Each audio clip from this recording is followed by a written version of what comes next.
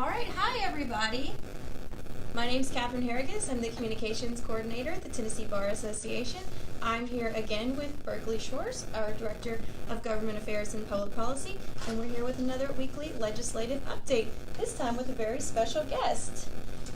Yay! So today we have TBA YLD Young Lawyers Division President Christian Barker here, and we are going to talk about, as promised in the previous updates, our seventh and final bill that the TBA is pushing this legislative cycle. So we talked about 3 last week and 3 the week before.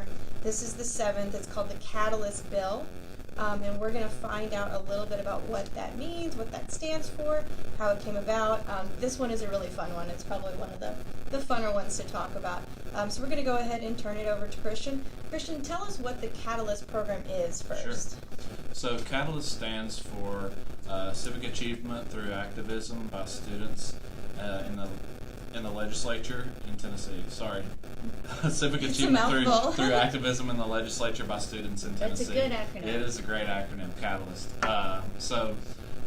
The genesis for the program is that, first and foremost, the Tennessee Bar Association has a plethora of public education and civics resources for the community to use, and educators and whatnot. And in analyzing those resources, one of the areas that we felt passionate about creating a new offering in was the legislature and how the legislative process works. So the Young Lawyers Division this year, as our kind of passion project, developed this program so that we could get high school students more involved in the legislative process.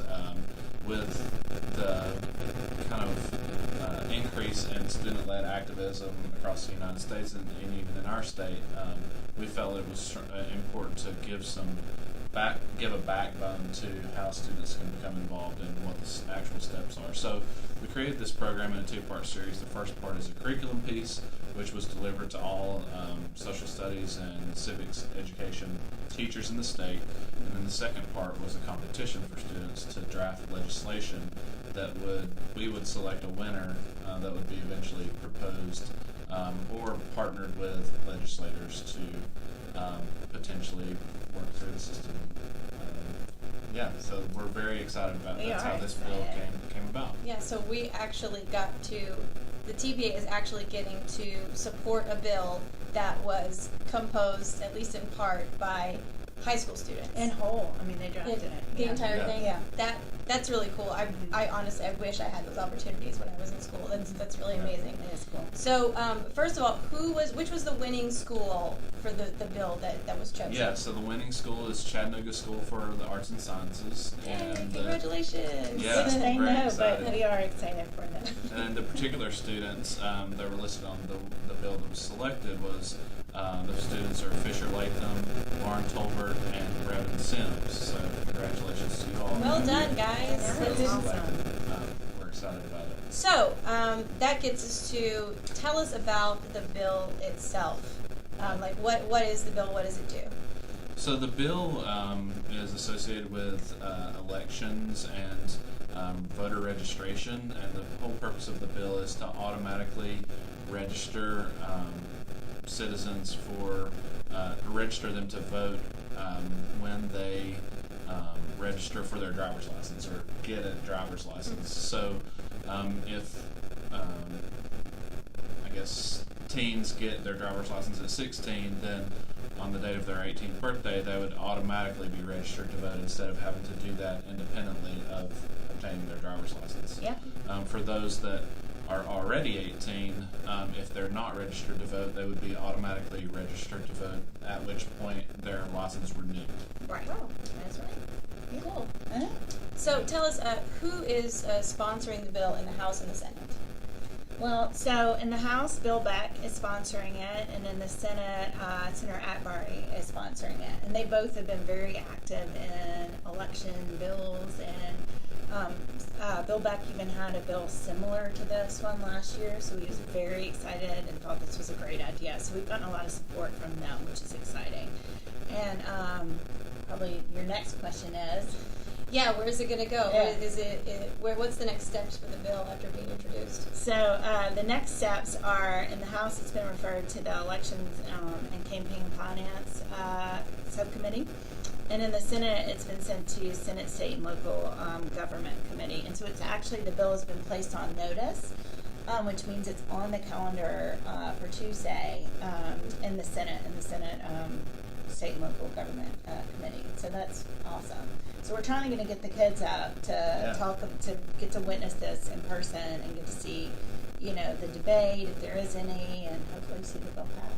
That's awesome. Yeah, it's very exciting. I know. Yeah, and I think there's a lot of election-related bills this cycle. So in addition to the fact that they have created a bill that a sitting legislator had already, pursued a similar concept, Yeah. they're also, this is a very timely thing to be discussing. So It is, and on that note, actually, Senator Atbury's staff told me that all the election bills they asked them to put them all on notice, so they're more than likely going to get to hear several bills, which I think should be interesting considering, that they're interested in this topic. That's so it'll be a great. fun day. That's Yeah. great. Mm-hmm. Well, awesome. So I'm very excited to see where this one goes. We obviously do still have 6 other bills that are out, in various stages of the process right now. What can we expect? What can we look forward to coming into the next week, Berkeley? Our adoption bills are moving very quickly. They actually passed the Senate this morning, so that's exciting. Yeah, that's moving right along. A couple of other bills we're still working on with some other stakeholders, and but they all look really good. So we are just sort of in our subject matter jurisdiction bill with the family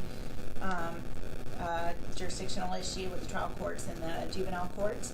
That's being heard next week. So things are moving right along. I think they're really trying to get the legislators have been told to put their bills on notice, start getting everything moving, because they want to accomplish as much as they can before the budget comes up.